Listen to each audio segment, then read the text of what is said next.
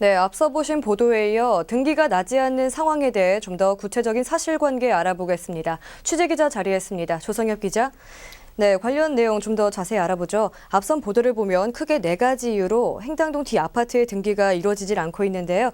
가장 중요한 이유는 뭔가요?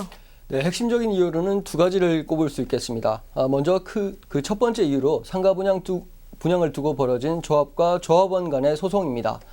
관리처분 무효 소송이라고 해서 상가 분양 관련한 관리처분 계획을 무효로 만드는 소송인데요. 간단히 말해 조합원이 조합을 상대로 상가 분양을 받을 기회를 박탈당했다는 이유로 소를 제기한 겁니다. 이에 대해선 지난주 목요일인 10월 29일 대법원 판결이 났습니다. 1심에선 조합이 이겼고 2심에선 조합원이 이겼는데요. 대법원에선 2심에 이어 조합원이 최종 승소했습니다. 법원은 상가 분양 과정에서 조합이 특정 조합원을 임의로 현금 청산자로 분류했고 이런 탓에 상가 분양을 받을 수 없었다고 판단해 조합원의 손을 들어줬고요. 소송 결과에 따라 기존 상가 분양 관리처분 계획은 무효가 됐습니다. 따라서 이와 관련해 조합이 관리처분 계획을 변경해 다시 구에 제출해야 하는 상황이 됐습니다. 또 조합은 해당 조합원의 피해를 보상할 의무를 지게 됐습니다. 또 다른 이유는 아파트 단지 뒤편 일부가 일반 주택지를 침범해 조합과 개인 간의 소송이 벌어졌기 때문인데요. 아파트 뒤편을 오르다 보면 오래된 주택이 하나 보입니다. 이 주택의 3평 남짓한 땅을 아파트 단지가 침범했다는 건데요.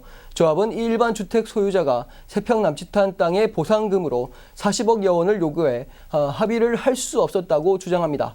결국 소송으로 이어졌는데 그 결과 대법원에서 감정평가 금액이 6,700만 원으로 나오면서 일단락 되는 듯 했습니다.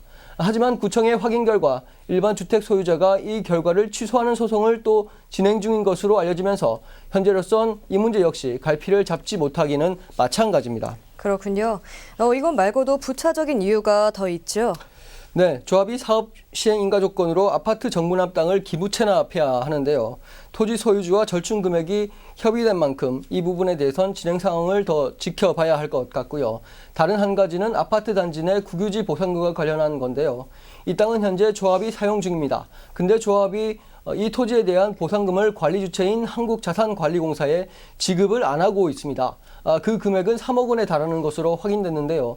이 역시 해결해야 할 부분입니다. 네, 이렇게 등기가 오랜 시간 나지 않는 경우가 있나요?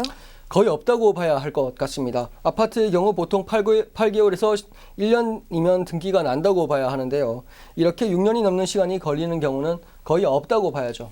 네, 복잡한 문제들이 얽혀 있는데 주민들로선 타격이 클 것 같은데요? 네, 그럼요.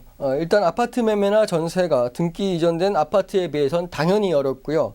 금융권 대출도 못합니다. 게다가 현재 금융권 이자율이 상당히 낮은 편 아닙니까?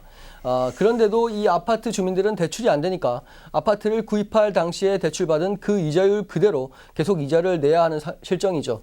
이자만 해도 1년에 수백만 원에 달하는데 이래저래 주민들의 속만 썩어 들어가고 있는 겁니다. 더구나 앞서 말씀드린 갖가지 문제들로 등기가 날 조짐조차 안 보이니까 주민들로선 더 답답한 마음이죠. 네, 주민들의 피해를 조금이라도 줄이기 위해선 조합이 보다 적극적으로 문제를 해결할 의지를 보여야 할 것 같네요. 네. 조성엽 기자 잘 들었습니다.